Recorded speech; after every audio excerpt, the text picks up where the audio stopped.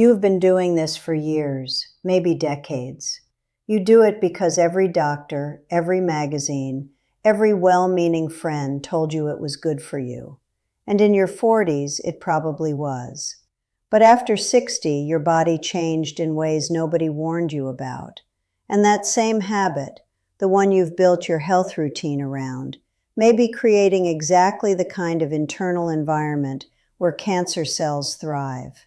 Not maybe, not in rare cases, consistently, biologically, silently. I'm Dr. Hayes Anderson, and after 22 years in senior health, I've seen firsthand what happens when well-intentioned health habits collide with the biology of an aging body, and the results are not always what anyone expects. Promise, stakes. By the end of this video, you are going to understand the specific biological mechanism behind why a habit considered healthy for younger adults can actively fuel cancer risk in people over 60. I'm going to show you what the research says, what most doctors don't have time to explain in a 15-minute appointment, and, most importantly, what you can do about it starting today. And I want to tell you right now, this is not a video designed to frighten you. It is a video designed to give you the kind of precise, actionable knowledge that can genuinely change your outcome. So stay with me, because what I'm about to share in the next few minutes could be the most important thing you hear this year. Here is what rarely gets explained clearly enough. The reason so many seniors are unknowingly fueling cancer risk with a healthy habit comes down to a biological process called insulin-like growth factor signaling, and what happens to it after 60. This is not a fringe theory. This is peer-reviewed science published in major oncology journals. And yet, almost no one is talking about it in plain language. Not because it isn't real, but because the medical system doesn't have a drug to sell you for it. Let me explain what that means for your body right now. And let me tell you the habit that's driving it.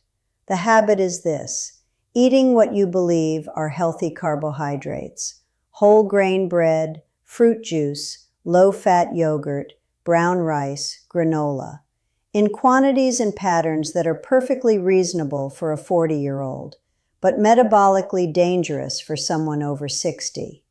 Before you close this video and tell yourself that carbohydrates are fine and you've been eating them your whole life, I need you to hear this one thing. You are not the same person you were at 40. And I mean that biologically, not philosophically. After 60, the body's insulin sensitivity decreases. The pancreas becomes slightly less efficient. Cells throughout the body become more resistant to insulin's signal. And when you eat carbohydrates, even the good kind, blood sugar rises higher and stays elevated longer than it did 20 years ago. That persistent elevation does two things that are deeply connected to cancer. First, it triggers the release of a hormone called insulin-like growth factor 1, or IGF-1. Think of IGF-1 as a cellular accelerator. In young people, it drives growth and repair. But cancer cells have IGF-1 receptors too, and elevated IGF-1 tells cancer cells to grow, divide, and resist the signals your immune system sends to destroy them. Multiple large studies have found that chronically elevated IGF-1 levels are associated with higher rates of breast, prostate, colorectal, and lung cancers, especially in older adults. Second, persistently elevated blood sugar feeds a process called chronic low-grade inflammation. Inflammation is your immune system's response to threat. In short bursts, it protects you. But when it becomes the permanent background noise of your body's biology, as it does in people over 60 who eat in ways that spike blood sugar repeatedly, it creates what oncologists call a pro-tumorigenic environment. That is a scientific way of saying a body that is chronically inflamed is a body where cancer finds it easier to establish, grow, and spread. Stay with me because now I want to show you exactly how this plays out in real life. And I want to start with Sandra. Sandra was 67 years old when she came to see me. Retired school teacher, active, sharp, disciplined. She walked 45 minutes every day. She had never smoked. She rarely drank. She ate what she genuinely believed was a healthy diet. Every morning, oatmeal with a sliced banana and a glass of orange juice. Mid-morning, a handful of whole grain crackers. Lunch, a turkey sandwich on multigrain bread with a low-fat yogurt. Dinner, brown rice with steamed vegetables and grilled fish.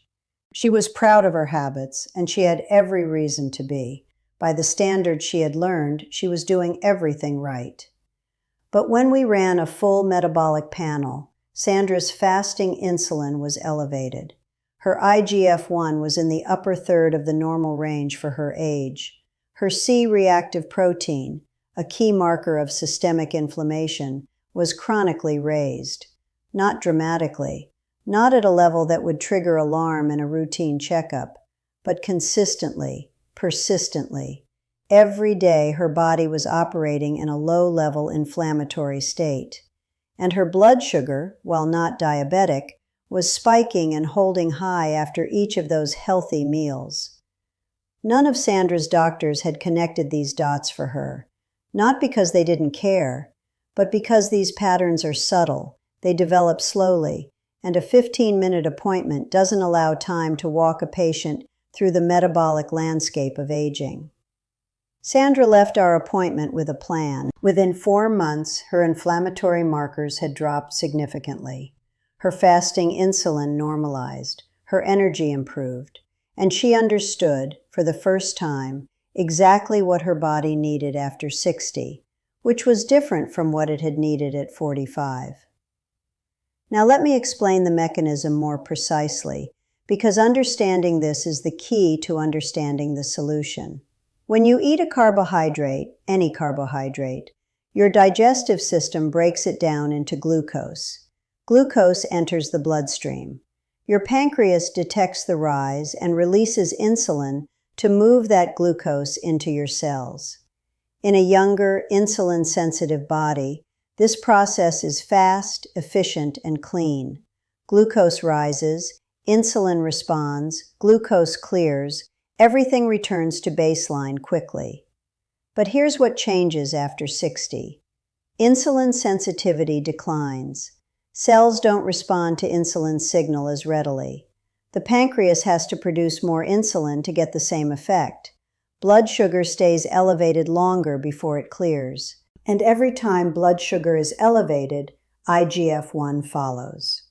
Every time IGF-1 is elevated, cancer cells with IGF-1 receptors get a signal that says, grow. This is not happening once a week when you have dessert. This is happening 3, 4, 5 times a day, at every meal that contains significant carbohydrates, which for most seniors who believe they are eating healthily means every single meal. And here is the critical piece that most people miss entirely. The glycemic impact of food changes as you age.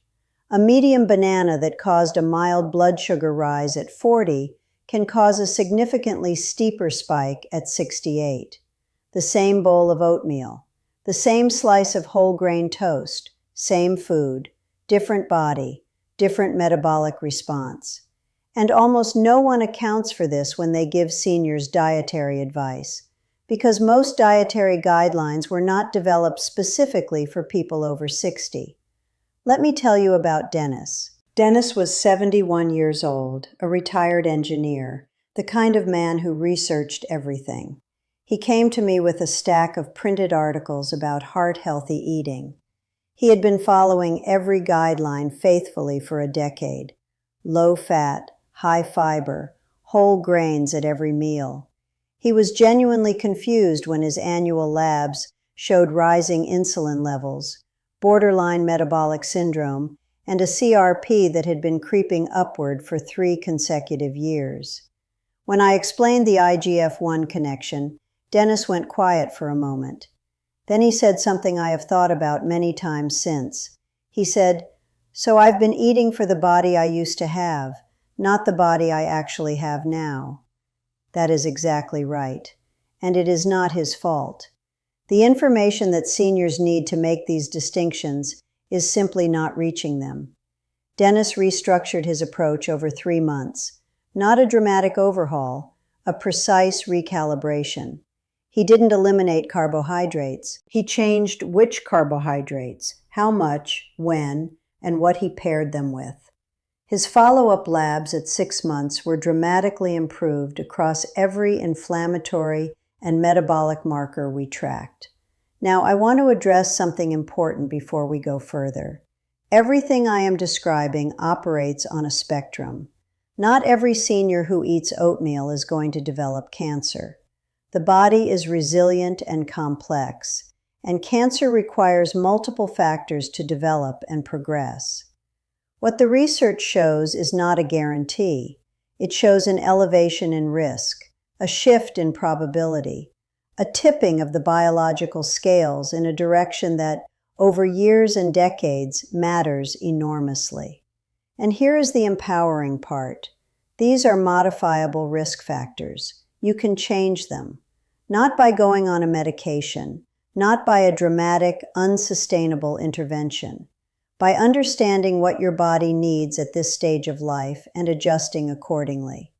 The first change is eliminating liquid sugar entirely. This means fruit juice, all of it, including the 100% natural, no sugar added, pressed this morning variety. When you juice a fruit, you remove the fiber.